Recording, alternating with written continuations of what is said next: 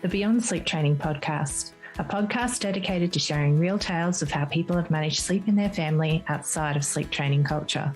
Because sleep looks different with a baby in the house, and because every family is different, there is no one-size-fits-all approach to take. I'd like to acknowledge the traditional custodians of the land on which this podcast is being recorded, the Kalkadoon people. I pay my respects to the elders of this nation and the many other nations our guests reside in, from the past, present and emerging. We honour the rich knowledge, wisdom and practices of Aboriginal and Torres Strait Islander people in the birthing and nurturing of children and their unique cultural and spiritual relationships to the land, water and seas. Welcome to Season 3 of the Beyond Sleep Training podcast. And we really hope you enjoy taking in these new tales as much as we have been collecting and bringing them to you. Just to let you all know, we're no longer running a Patreon for the show, but if you're still keen to chip in, we greatly appreciate receiving any donations via our Little Sparklers website. Helps to keep the show accessible by covering our production and transcription costs. Welcome back to the Beyond Sleep Training podcast. I'm your host, Carly Grubb, and with me today is Liz Thomas. Liz is someone I've been wanting on the show for quite some time because I admire her Instagram page so very much, and I just knew that I needed to have her on to hear her story. So she runs the It Tastes Like Love campaign, which is based out of Hong Kong to normalise breastfeeding, which Liz sees as a women's rights campaign. Because it really shouldn't be something that people are feeling they need to hide away or justify or even fight for the right to be able to do what our bodies were designed to do when nurturing our babies. Liz is a journalist with over 20 years experience, and she also has 3 little people. So welcome to the show, Liz. Hi, Carly. Thanks so much for having me. I'm very excited to be on. I'm a big fan of this page and all the work you do. So I'm really happy to be here. Brilliant. And I'll be dropping all of the links to It Tastes Like Love into the show notes as well. So if you're looking for a beautiful addition to your Instagram feed, I can highly recommend. And also the website's full of goodies as well. Now, to get us started on the actual episode, Liz, do you mind letting us know who's who in your little crew? Sure, I have 3 smalls. There's Alex, who's 7, William, who's just turned 4, and baby Isabel, who is not really a baby anymore, now 14 months. And the house is total chaos. Obviously, my husband and I work full time, and as some of you probably know, Hong Kong is on a sort of semi-lockdown still. So there is just so many things going on all at once, but we are getting there. We are surviving at least. So with a 14-month-old, you would have pretty much done that whole baby stage right through the pandemic then, Liz. Yeah, she is very much a pandemic baby, a surprise third. But yeah, she was born sort of at the tail end of 2020, a little bit early, and we have navigated the very strange times of COVID with her. But she is still super social, so I am pleased about that, because I know that for some kids it's been sort of, locked down and hidden away kind of thing. So yeah, she's still a very lively child and happy to sort of chat to strangers and wander around. Wonderful. Well, I'm looking forward to hearing a bit more about how things panned out with that third baby. But before we get to that part of your story, can we just rewind you right back to before you had that first baby? How did you think you were going to handle sleep with your family? Well, I came to motherhood a little bit later than most, maybe. So most of my friends had their kids sort of 3 or 4 years earlier, or started their families 3 or 4 years earlier. And they were all sort of, schedules, sleep training, this is how we do it. So I just assumed that there was no other way, that was just, if you're, particularly if you have to go back to work, and I don't know if your listeners know, but in Hong Kong, maternity leave when I had my first was set at 10 weeks, which is just 8 weeks. You have to take 2 before you have your baby and then 8 weeks after, which is very, very short. So I just assumed that was what everybody had to do, to manage everything. It didn't occur to me that there were sort of other ways of handling things. And it came as a bit of a shock after, when I realized that actually I didn't really want to sleep train, and I didn't have many resources look to find an alternative. Particularly, so you said your oldest guy, he's 7. So 7 years ago, trying to navigate that time would have been really tricky, because that definitely predates any of our work. And I know when I had my 8-year-old, that was right around the time when I was feeling really lost. There was voices out there, but there just wasn't a space to kind of pull it all together. That's how I felt anyway. So yeah, when absolutely. he came along, when he came along, how did it actually go for you then? How did you find your feet? Well, Alex was premature, and it was a real shock. He came very fast. He came exactly how it happens in the movies, where my waters broke and he was out within, a few hours, and we just about made it to the hospital.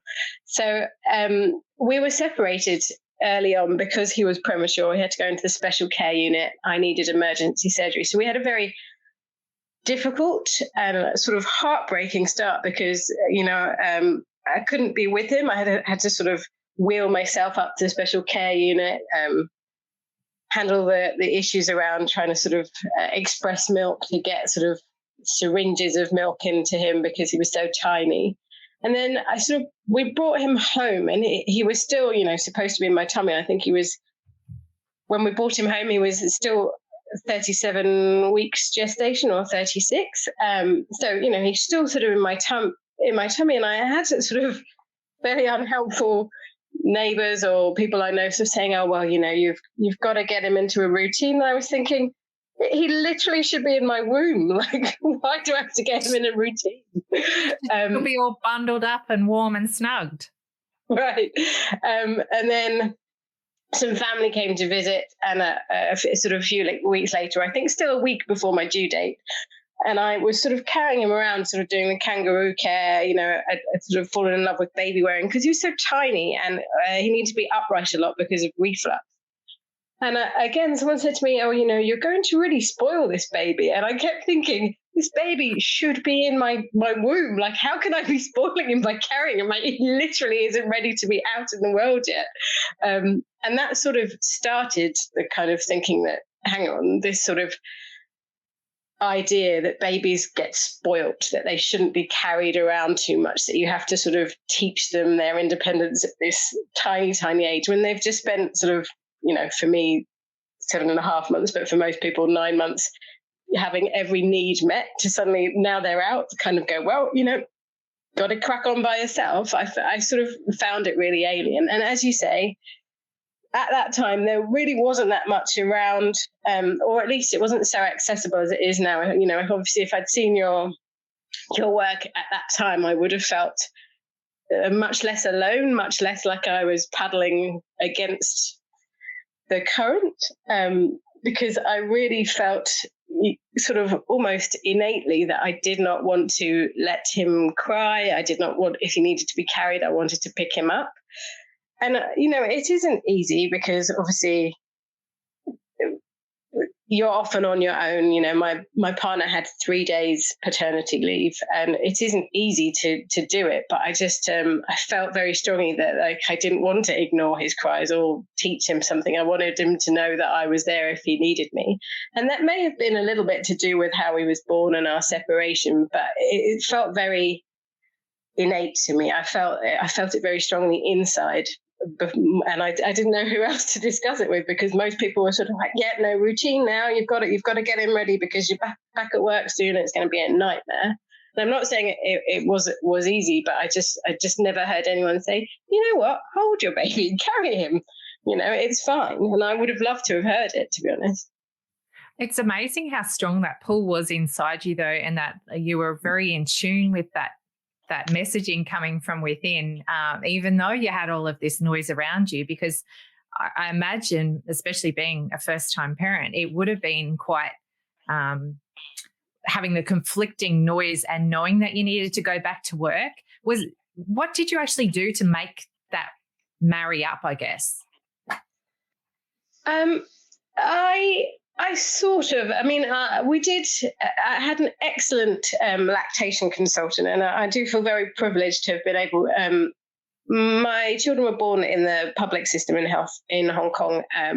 So it was a very inexpensive birth, and I put any money that we had saved towards having a lactation consultant come to the house to help me, in part because we were syringe feeding at the beginning and it was not very easy. I was sort of pumping and, I don't remember sleeping hardly at all.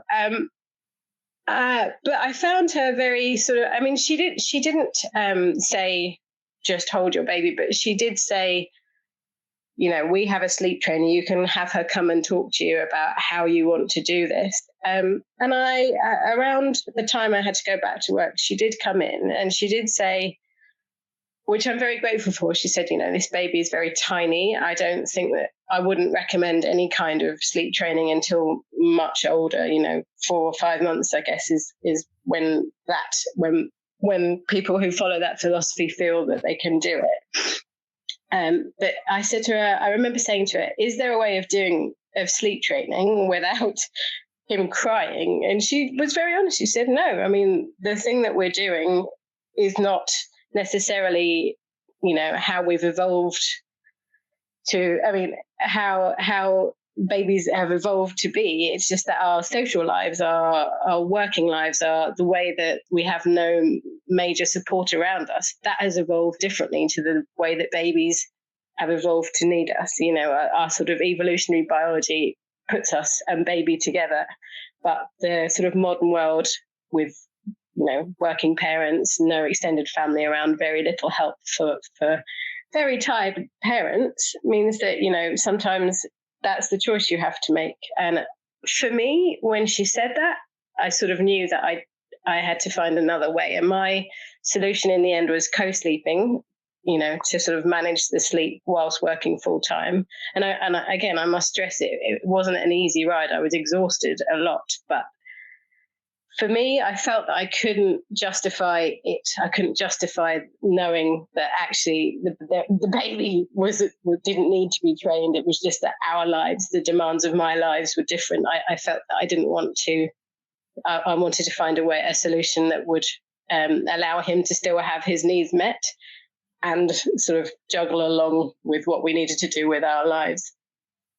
I actually really like the way that the lactation consultant frankly describe that for you, because it does actually place the issue in the reality, if that makes sense, because you can see why sleep training has become so popular when you place it into that lens. But it also didn't then minimize the fact that babies still actually do, from an evolutionary perspective and a human perspective, grow depending on that contact with their mother. So it was kind of, I guess I appreciate that honesty. I can see why that would still head some people down the sleep training path, but I can imagine for someone like you, it also opens you up to then looking for other options that might perhaps be a different way to approach that problem. Yeah. So that's I think you're absolutely right. Yeah, I mean, I don't know if the lady that came to my house, she had worked in a sleep clinic, so I think she was very upfront, and I don't know if necessarily because she could see my reluctance, she just wanted to sort of lay all the cards on the table. And I did specifically ask, is there a way to do this without him crying? And I guess you have to sort of answer no. The reality is that to sleep train, some kind of upset has to happen. And yeah, I was grateful for the honesty, because it did sort of make it clearer for me. But I did, it was a tiring time. I'm not going to pretend that, it was easy. There were times when I guess I just thought, oh my goodness, how am I going to do this? But yeah, I felt at my very core that I needed him to know that I would respond to his needs day or night. And I think that's actually just the reality of parenting a small baby, whether you're working full time on top of that caring duties. It is an exhausting time, and it can be extremely challenging and hard. But that doesn't mean that it's not valuable or worth your while in the long run for you and your baby. So I love that you kind of came up with your own solution for that, and you're also honest that it was a real struggle, because we do have a lot of families who are navigating that return to paid work outside of the home. And they do find actually co-sleeping is the one way that they can actually get the most sleep for everybody in their family. And it gives them that time for reconnection with their baby. And it's also great for your milk supply if you are a breastfeeding parent. Did you find that helped you, Liz?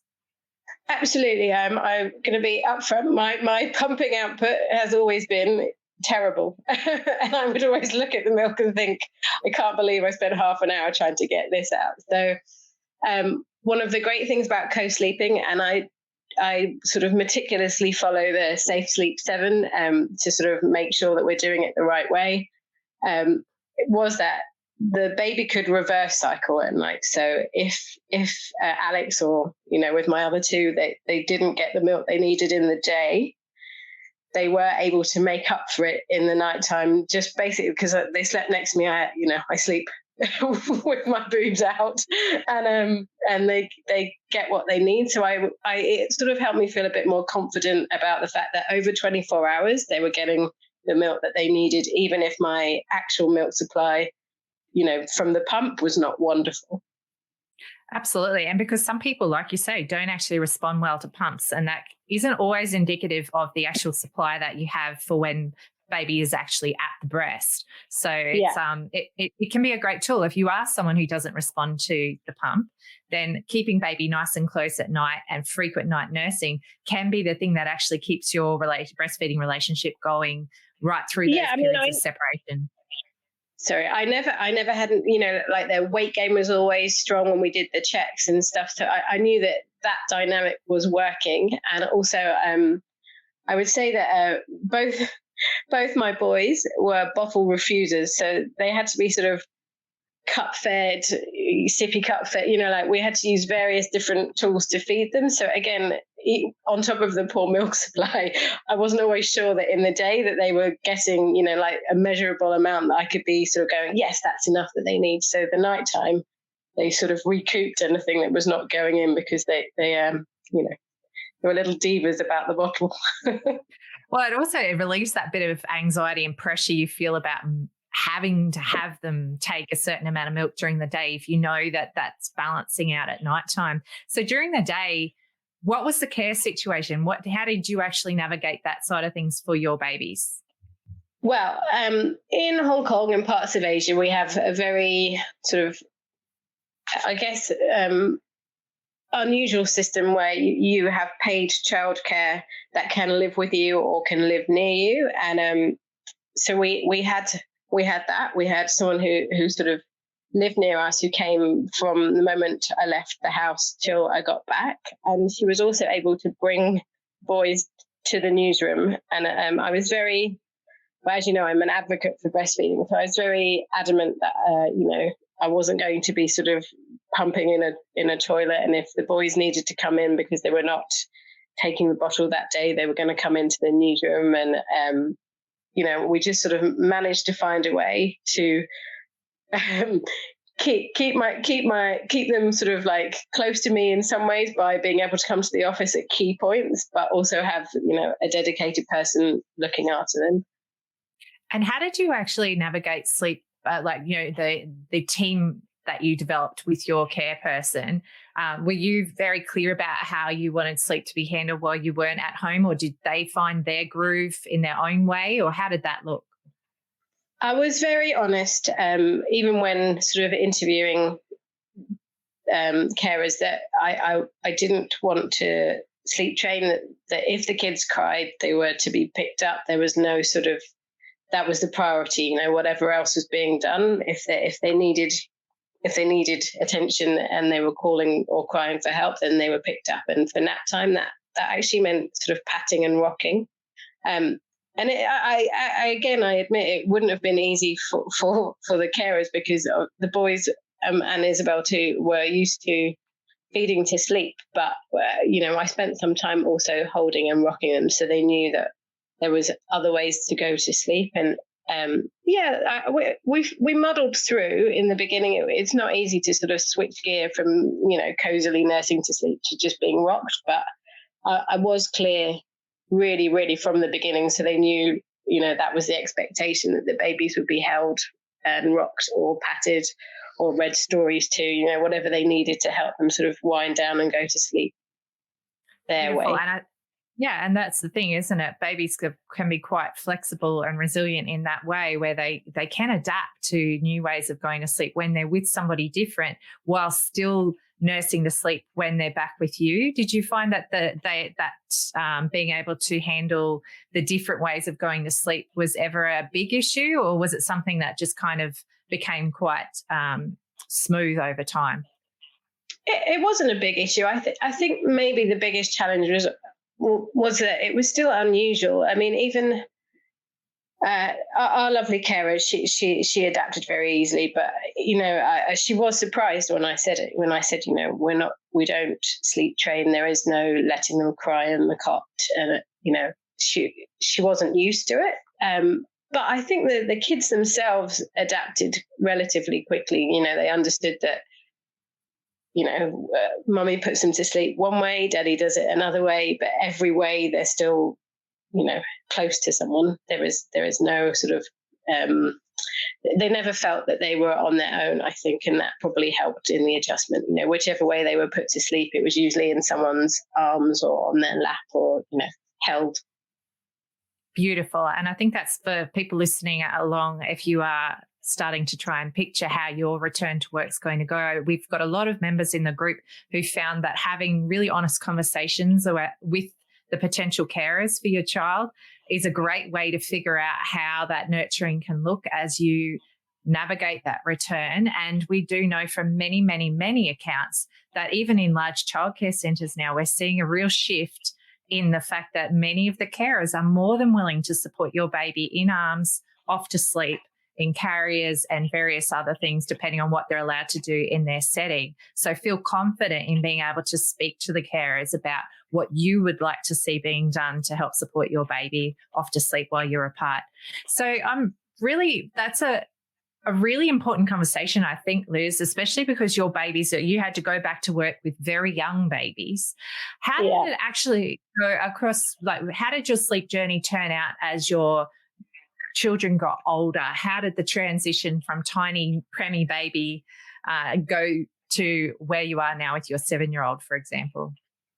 So I feel that obviously for the first sort of year or two, the babies mostly sleep in our room, and then we kind of have a very open policy where if there's a nightmare, if there's anything that bothers them in the night, the door is open. There's never a kind of, you don't come in to see mummy and daddy because it's nighttime. So once we transitioned them to their own beds, so roughly around 2-ish, but, the bedtime process was always still, lots of cuddles, reading, laying next to them until they felt ready to sort of drift off to sleep. And then the doors to our room are open, and so if they needed to sort of run through, they could.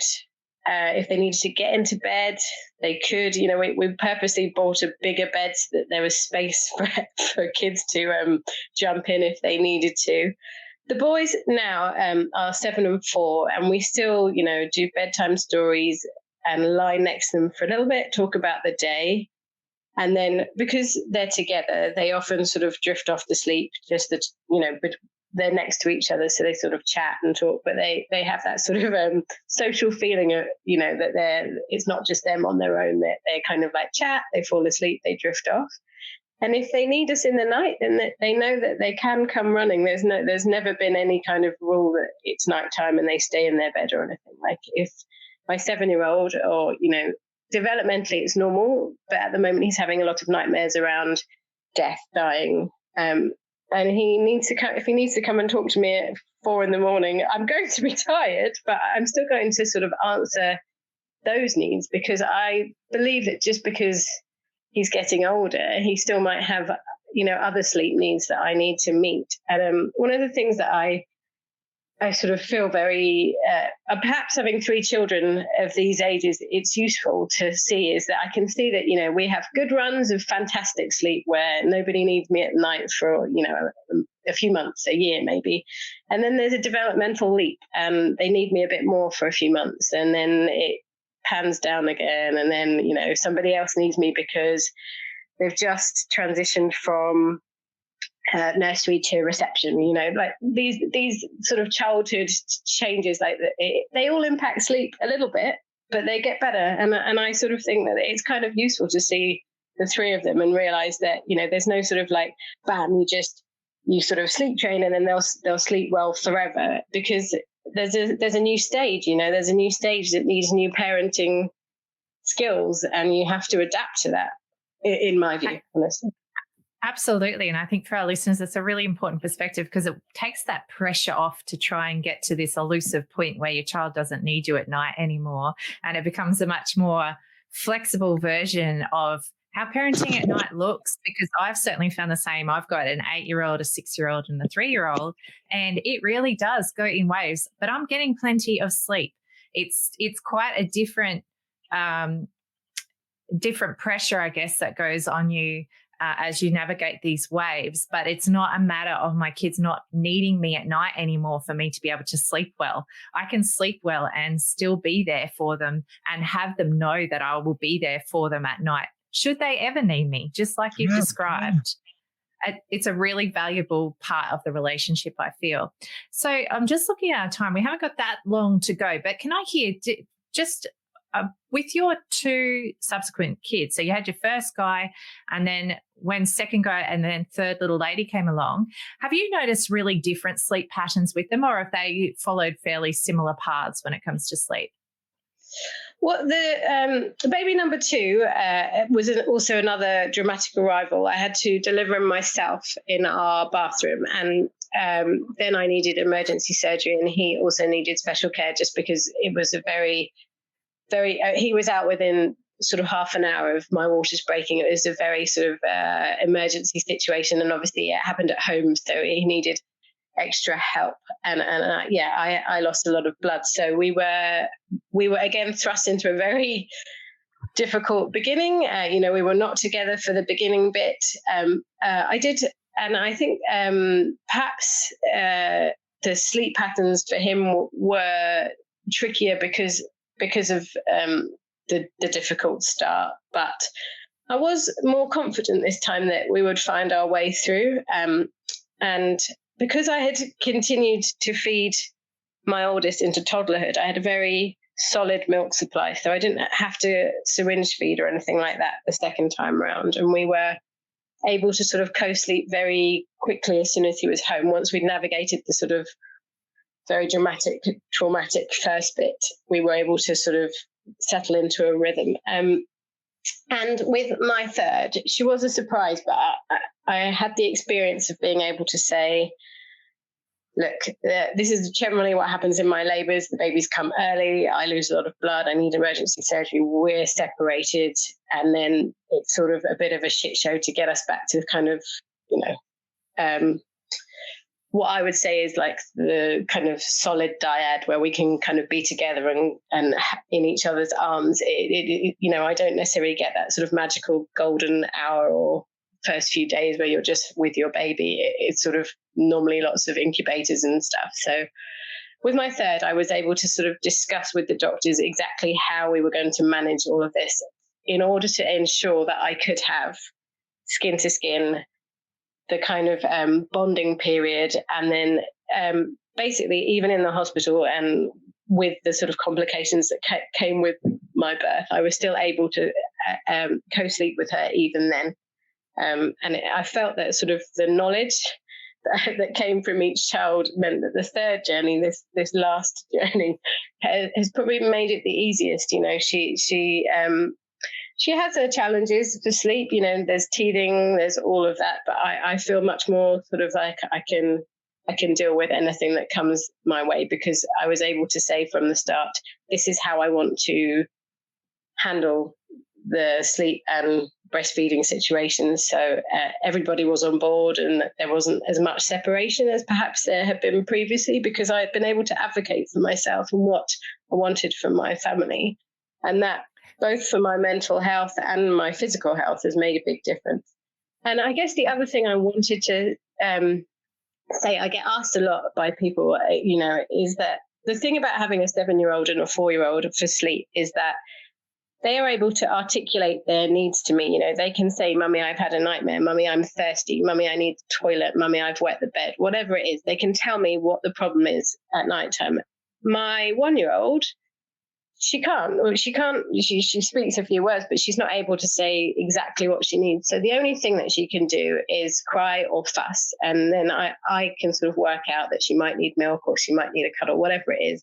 But, you know, that difference, that seeing it, that they're able to say, Mummy, this is what I need, sort of underlines me why it's important for me to respond to the baby's needs, because, you know, you just won't know what it is that they're after if you don't respond to the crying or the unsettledness. They might be saying, I'm too cold. They might be saying, I need more milk. I feel scared. I'm lonely. But you have to respond to that. You know, you have to meet that need. And the only way to do so is to hold them or to cuddle them or to pat them, you know, in my view. I'm absolutely with you. Just because they don't have the words doesn't mean that we don't need to respect and honour those cries. So I'm 100%. And I think that is something that sleep training culture tries to minimise, is the lack of voice that's given to the infant, and the minimising of what those cries could possibly mean is very dehumanising. And like you say, when you can hear from the words of your 4 and 7-year-old what's actually bothering them, that doesn't give extra weight to their experience than to when they were a baby and couldn't say it. So I love what you've said there, and I think it's something our listeners will really appreciate. Now, we're coming up to the 30 minutes for the episode, Liz, and it's been an absolute honour having you on. I'm just wondering if you have a tip that you'd like to share with the listeners that you wish you'd heard right back at the very beginning. Yeah, I think actually maybe not a tip, but just a thought. I have never once regretted holding my kids. Like, you know, I've never once regretted going to them at night, cuddling them. In the 7 years that I've been a mama, like, you know, there have been very, very tiring times, but I don't look back and think, I wish I'd cuddled them less. I absolutely feel that very strongly. There's not one part of me that thinks I should have done this differently. You know, I am so glad, because now at 7, he doesn't need as many cuddles. I can see that, you know, that things are changing already. So yeah, I would say that I don't regret it. There are no regrets in cuddling your children. And you know what? That is actually a recurring theme in the stories as we're hearing on the Beyond Sleep Training podcast from guest after guest after guest. It's just not something you can ever regret. I feel like the opposite could be true, though, where you actually regret not holding your child when they were asking you and showing you that they needed that. So I think it's a really important message to be sending out to our listeners, to know that this is not something you will regret ever in your entire life. So thank you so much, Liz. And it's been an absolute pleasure having you on the show and hearing a bit about your journey, particularly for our parents who are starting to look at having to return to work. It can be such a tricky transition, and to know that you can have conversations and options and thinking outside the box to make sure that you and your babes and your whole family unit are able to get through that transition as smoothly as possible. So thanks so much, Liz. Oh, you're welcome. Very, very happy to be here. Thanks for having me. No worries. And I'll be sure to drop It Tastes Like Love links all through the show notes for our people listening along. And make sure you jump on the Instagram and check out that feed, because it's sensational work that you've got going on there, Liz. So thank you again for being on the show. See you guys. Thanks. Thank you. I really hope you enjoyed the podcast today. The information we discussed was just that, information only.